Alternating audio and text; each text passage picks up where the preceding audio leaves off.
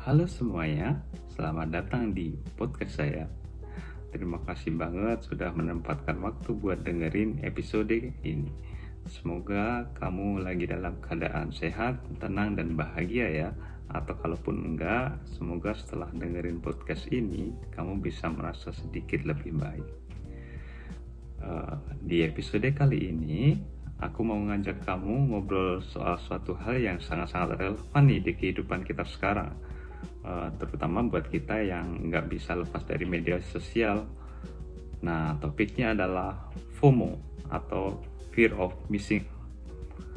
Nah, pernah nggak sih kamu buka Instagram atau TikTok atau mungkin media sosial lainnya, terus lihat story teman kamu yang habis beli boneka Labubu mungkin, atau liburan ke tempat yang lagi viral, atau mungkin mereka baru nonton timnas Indonesia padahal kamu tahu dia juga tidak begitu suka bola. Nah, dan kamu yang saat itu lagi duduk di kamar lihat story teman kalian ditemani kopi dan mungkin cucian kotor yang belum diberesin nih, jadi mikir, loh kenapa hidupku kayak nggak semenarik itu ya? Apa aku kurang usaha ya? Kok orang-orang udah pada sampai atau mendapatkan itu semua duluan ya, aku masih gini-gini aja. Bahkan mungkin kamu merasa cemas nih atau gelisah, atau akhirnya mulai membanding-bandingkan diri kamu sama orang lain. Nah, kalau kamu pernah mengalami hal-hal seperti itu, tenang, kamu nggak sendiri kok. Banyak banget orang, bahkan hampir semua orang pada zaman sekarang nih pernah atau sedang mengalami hal yang sama, dan itu bisa jadi tanda kamu sedang mengalami FOMO. Nah, tapi tunggu dulu, FOMO itu sebenarnya apa sih? Apakah cuma sekedar iri atau ada tanda hal psikologis yang lebih dalam? Dan yang paling penting, apakah FOMO ini berbahaya bagi kesehatan mental kita? Nah, karena kelihatannya sepele ya, cuma takut ketinggalan begitu aja, tapi dampaknya begitu luar biasa kalau kita nggak sadar nih. Nah, di episode ini kita akan bahas secara menyeluruh. Yang pertama itu apa sih FOMO itu secara psikologis? Kenapa? Yang kedua itu kenapa media sosial itu jadi mesin utama atau penyebab FOMO itu terjadi? Dan apa gejala dan dampaknya buat mental kita? Dan yang gak kalah penting nih, gimana cara kita bisa mengelola FOMO biar hidup itu lebih tenang, lebih puas, atau lebih mindful gitu ya. So, kalau kamu pernah merasa hidupmu kurang seru atau sering kepo berlebihan sama kehidupan orang lain, atau bahkan sering merasa down setelah buka media sosial, podcast ini wajib banget kamu dengerin sampai habis nih. Yuk kita mulai pembahasannya bareng-bareng. Jangan lupa ambil minuman favorit kamu, duduk nyaman, dan mari kita ngobrol santai, tapi tentunya bermakna nih. Oke, sekarang kita masuk pembahasan utama kita. Apa sih sebenarnya FOMO itu? Nah, FOMO adalah singkatan dari Fear of Missing Out, atau dalam bahasa Indonesia itu takut ketinggalan. Tapi bukan cuma soal ketinggalan berita ya. Ini lebih dalam dari sekedar nggak update info atau gosip terbaru mungkin ya. Nah, secara psikologis, FOMO adalah perasaan cemas, takut, atau tidak nyaman karena kita merasa ada hal yang menyenangkan, menarik, atau penting yang terjadi di luar sana, dan kita tidak ikut serta di dalamnya. Nah, jadi bayangkan misalnya kamu lagi di rumah, nugas sendirian, lalu tiba-tiba kamu lihat story teman kamu rame-rame nonton konser.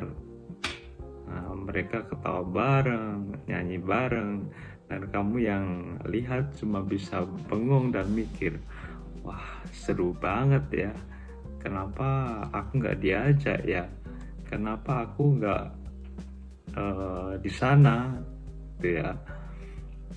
Nah, di situ muncul FOMO nih. Nah, kamu mulai merasa tertutup dari pengalaman sosial itu. Kamu merasa hidup orang yang lain itu lebih seru, lebih berarti, lebih bahagia, dan hidup kamu kok terasa kosong, ya.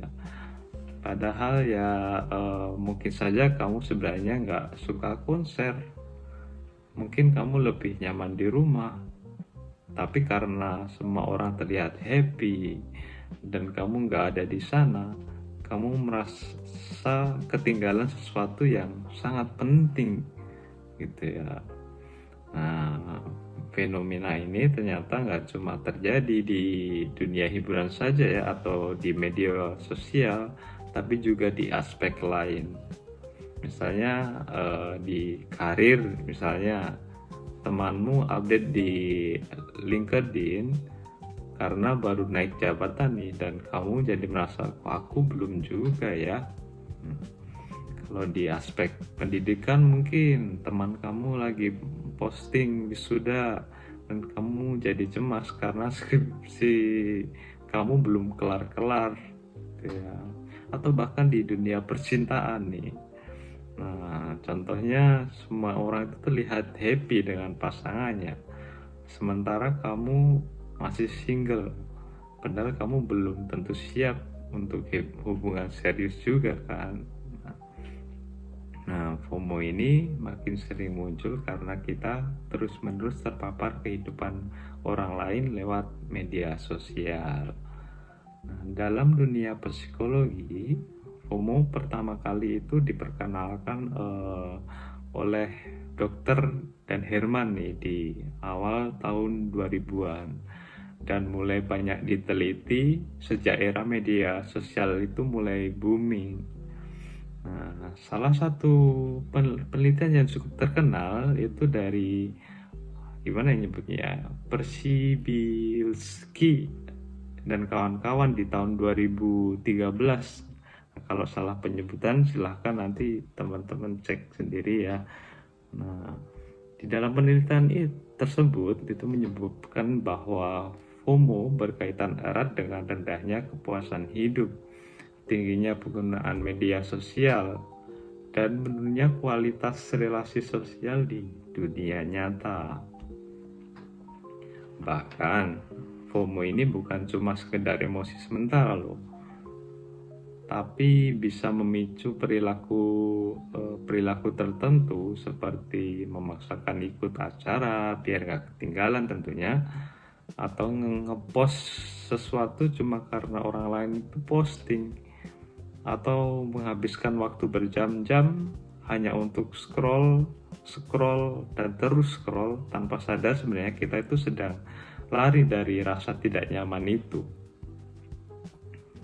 Jadi bisa disimpulkan nih bahwa FOMO adalah reaksi psikologis terhadap ketakutan akan keterasingan sosial. Jadi takut tidak termasuk gitu ya, kita takut tidak relevan, kita takut dilupakan, dan kalau ini dibiarkan secara terus-menerus bisa berdampak negatif pada kesehatan mental. Yang nanti akan kita bahas lebih dalam di segmen selanjutnya. Oke, jadi setelah kita tahu apa itu FOMO, sekarang kita bahas nih apa saja sih gejala yang dan dampaknya bagi kesehatan mental kita. Kadang orang nggak sadar mereka lagi mengalami FOMO karena perasaan itu datang secara halus. Tapi kalau kita jeli, ada beberapa tanda-tanda yang bisa menunjukkan bahwa seseorang sedang mengalami FOMO. Yuk kita lihat satu persatu. Nah, gejala-gejala FOMO yang pertama itu terobsesi dengan media sosial.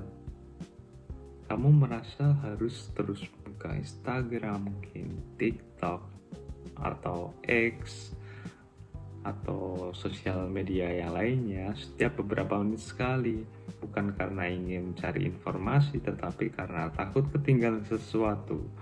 Ada rasa gak tenang nih kalau belum lihat update dari orang lain. Kecemasan saat melihat aktivitas orang lain, maksudnya kecemasan saat melihat aktivitas orang lain di media sosial. Misalnya kamu melihat temanmu lagi traveling atau mungkin ikut seminar atau nongkrong, dan kamu langsung merasa resah, cemas, seakan-akan hidup kamu tuh kurang, bukan karena kamu ingin ikut, tetapi karena takut dianggap nggak update atau nggak gaul gitu ya, intinya ya. Nah, membandingkan hidup secara terus-menerus, kamu mulai mengukur mengukur nilai hidupmu berdasarkan pencapaian orang lain. Kamu jadi bertanya-tanya, kok dia udah punya ini, aku belum. Kok dia udah lebih sukses, lebih happy, lebih produktif. Padahal yang kita lihat di medsos itu seringkali cuma highlight, bukan realitas utuh. Terus tanda-tanda berikutnya itu sulit merasa puas. Nah, ini sering banget ya terjadi ya, sulit merasa puas ini karena terus merasa ada yang lebih baik di luar sana. Kamu jadi susah untuk menikmati apa yang sudah kamu punya. Nah, bahkan setelah kamu ikut sesuatu acara nih, kamu masih merasa kayaknya acara sebelah lebih seru deh gitu ya. Terus kemudian takut melewatkan undangan atau kesempatan sosial. Kamu mungkin merasa terpaksa datang ke acara tertentu walaupun capek atau sebenarnya nggak minat gitu ya, hanya karena takut dibilang nggak gaul atau takut kehilangan momen tertentu gitu. Terus apa sih dampak-dampaknya FOMO terhadap kesehatan mental itu? Yuk, sekarang kita bahas apa dampaknya FOMO ini jika terus dibiarkan nih. Oke, yang pertama, meningkatkan kecemasan dan stres. Rasa cemas yang muncul karena takut ketinggalan bisa jadi beban emosional nih. Kamu jadi sulit fokus, gampang gelisah, dan merasa seperti ada yang kurang terus-menerus. Yang kedua, itu bisa merusak harga diri loh.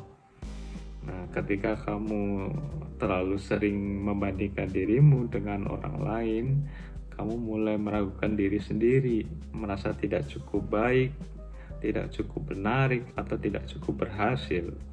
Nah, ini bisa berdampak langsung pada self-esteem. Yang berikutnya, yang ketiga, itu menurunnya kualitas relasi sosial. Nah, ironisnya nih, walaupun FOMO muncul karena kita pengen terhubung dengan orang lain gitu ya, justru FOMO bisa bikin kita menjauh dari relasi yang sebenarnya. Kita jadi sibuk menilai, membandingkan, dan mencemaskan apa kata orang, sampai lupa menjalin koneksi nyata dengan orang di sekitar kita. Terus yang keempat nih, itu potensi depresi dan burnout. Nah, dalam jangka panjang, FOMO bisa memicu kelelahan mental, rasa tidak puas secara terus-menerus, tekanan sosial, dan kebutuhan untuk selalu terlihat ikut atau hebat bisa membuat kita kehabisan energi emosional. Nah, yang berikutnya, yang kelima, itu gangguan tidur. Banyak penelitian menunjukkan penggunaan media sosial yang berlebihan karena FOMO bisa bikin sulit tidur. Jadi kita terus scrolling sebelum tidur nih ya, terus scrolling, terus berpikir tentang apa yang kita lewatkan, dan akhirnya sulit istirahat dengan tenang. Jadi ya teman-teman, meskipun FOMO ini kelihatannya biasa aja, ternyata kalau dibiarkan bisa merusak keseimbangan mental kita nih. Dan sayangnya karena sudah terbiasa, banyak dari kita itu nggak sadar kalau sedang terjebak di dalamnya. Tapi tenang, di segmen berikutnya kita akan bahas bagaimana cara mengelola FOMO agar tidak mengganggu kesehatan mental. Biar kita tetap bisa terhubung dengan dunia luar tanpa kehilangan kedamaian di dalam diri kita sendiri. Nah, sekarang kita sampai ke bagian yang paling penting dan praktis nih. Gimana sih cara supaya kita nggak terus-terusan dikendalikan sama FOMO?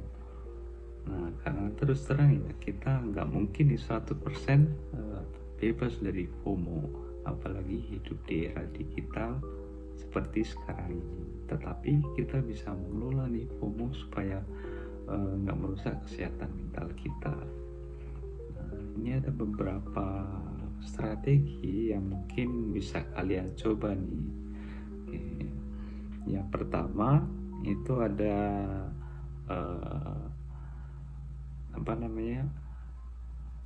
kalian kenali dan sadari perasaan kalian nih. Nah, menyadari bahwa kalian ini sedang mengalami FOMO gitu ya.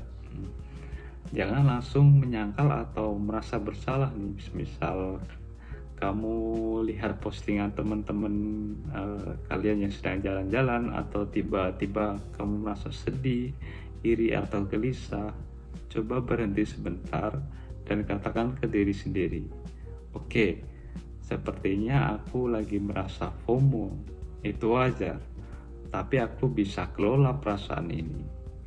Nah, kesadaran ini itu penting agar teman-teman nih bisa mengontrol emosi, bukan dikontrol olehnya gitu ya.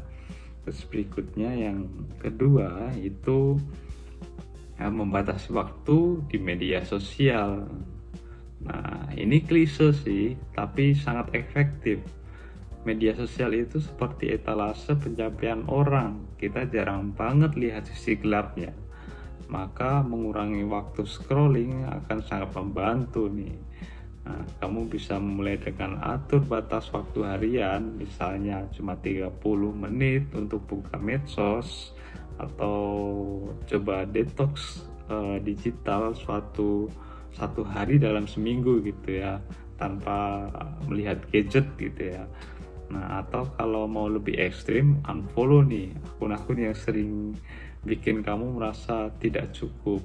Nggak salah kok pilih-pilih konten demi kewarasan kita gitu ya. Nah, terus berikutnya yang ketiga itu fokus pada kehidupan nyata. Nah, salah satu cara terbaik melawan FOMO adalah memperkuat koneksi dengan orang-orang di sekitar kita nih. Alih-alih sibuk untuk melihat hidup orang lain, coba luangkan waktu buat ngobrol langsung dengan teman-teman, keluarga, atau mungkin pasangan kalian ya. Nah, aktivitas nyata seperti jalan sore, mungkin baca buku, atau ngobrol sambil ngopi mungkin ya, atau sekedar duduk diam tanpa gadget, itu bisa membuat kita merasa lebih hadir dan puas dengan hidup sendiri. Ingat, kehidupan yang bermakna gak harus selalu terlihat di layar ya. Terus berikutnya yang keempat itu latih nih rasa syukur ya. Coba biasakan melihat dan mensyukuri nih apa yang kalian miliki saat ini, sekecil apapun itu. Mungkin kamu belum liburan ke Bali, tapi kamu sehat nih, punya teman-teman yang peduli dan punya waktu istirahat yang cukup. Nah, salah satu kebiasaan yang membantu adalah journaling. Mungkin dengan menulis 3 hal yang kamu syukuri setiap hari. Ini sederhana, tapi sangat ampuh untuk melawan rasa kurang dan ketidakpuasan yang menimbulkan FOMO tentunya ya. Terus berikutnya yang kelima itu bangun self awareness atau self compassion gitu ya. Nah, kita harus nih belajar mengenali diri dan menghargai proses hidup kita sendiri. Ingat, hidup itu bukan lomba. Semua punya waktu untuk jalurnya masing-masing. Nah, kalau orang lain sudah sukses, bukan berarti kamu gagal. Kamu hanya sedang berada di bab yang berbeda. Ya. Nah, berarti self compassion atau belas kasih pada diri sendiri nih, itu bisa membantu kamu untuk tidak terus-terusan menyalahkan dan membandingkan diri kita dengan orang lain. Terus berikutnya yang keenam nih, itu cari konten yang memperdayakan. Nah, daripada terus melihat konten yang bikin kalian merasa kecil atau minder nih, pilih akun atau sumber yang edukatif atau inspiratif gitu ya. Ikuti akun tentang kesehatan mental, pengembangan diri, atau hobi yang kalian sukai. Saat media sosial itu digunakan dengan sadar, dia bisa jadi sumber belajar dan penyemangat gitu tentunya, bukan pemicu kecemasan gitu ya. Nah, intinya teman-teman, mengatasi FOMO itu bukan soal menjauh dari dunia, tapi belajar untuk tetap tenang di tengah hiruk-pikuk dunia nih. Nah, kita nggak harus kok tahu tentang semua hal gitu ya. Kita nggak harus ikut semua tren, kita cukup menjadi versi terbaik dari diri kita sendiri. Nah, dalam ritme dan cara yang paling sesuai buat kita tentunya. Dan ingat nih, hidup ya yang damai itu bukan tentang menjadi yang paling update, tapi tentang menjadi paling hadir dalam momen yang kita jalani. Oke, teman-teman, gak kerasa ya kita udah ngobrol cukup panjang soal FOMO ini. Nah, si rasa takut ketinggalan yang ternyata lebih berpengaruh dari yang kita kira ya. Nah, kita udah bahas mulai dari apa itu FOMO sebenarnya, kenapa FOMO itu muncul di zaman digital kayak sekarang, gimana FOMO itu mempengaruhi kesehatan mental kita, terus sampai ke strategi praktis buat mengelola FOMO biar hidup kita tetap sehat dan waras tentunya ya, secara emosional maupun sosial gitu. Dan intinya adalah it's okay to miss out gitu. Nah, kita nggak harus tahu semua hal, ikut semua acara, atau punya semua barang, atau posting tiap momen gitu ya. Karena hidup itu bukan perlombaan siapa yang paling update, tapi perjalanan buat jadi pribadi yang paling sadar, atau paling damai, dan paling jujur sama diri sendiri. Kadang yang kita butuhkan bukan lebih banyak informasi atau kegiatan, tapi lebih banyak keheningan atau penerimaan dan koneksi yang nyata, bukan sekedar digital aja nih. Nah, jadi kalau besok teman-teman lihat teman-teman kalian update story liburan, seminar, atau nongkrong rame-rame nih, tapi teman-teman lagi di rumah sambil minum teh atau baca buku, ya nikmati aja ya. Itu juga hidup, itu juga valid, dan itu juga indah kok gitu. Penting nikmati aja gitu ya. Karena pada akhirnya hidup yang tenang itu bukan tentang ikut semua hal, tapi merasa cukup dengan apa yang kita jalani. Oke, mungkin sekian dulu episode podcast kali ini. Kalau kamu merasa podcast ini bermanfaat, boleh banget nih dibagikan ke teman, atau mungkin keluarga, atau siapapun yang mungkin lagi butuh insight tentang FOMO dan kesehatan mental. Oke, terima kasih banyak sudah mendengarkan podcast ini sampai selesai. Mungkin ketemu lagi di episode selanjutnya. Stay mindful, stay present, and stay keen yourself. Gitu ya. Bye bye.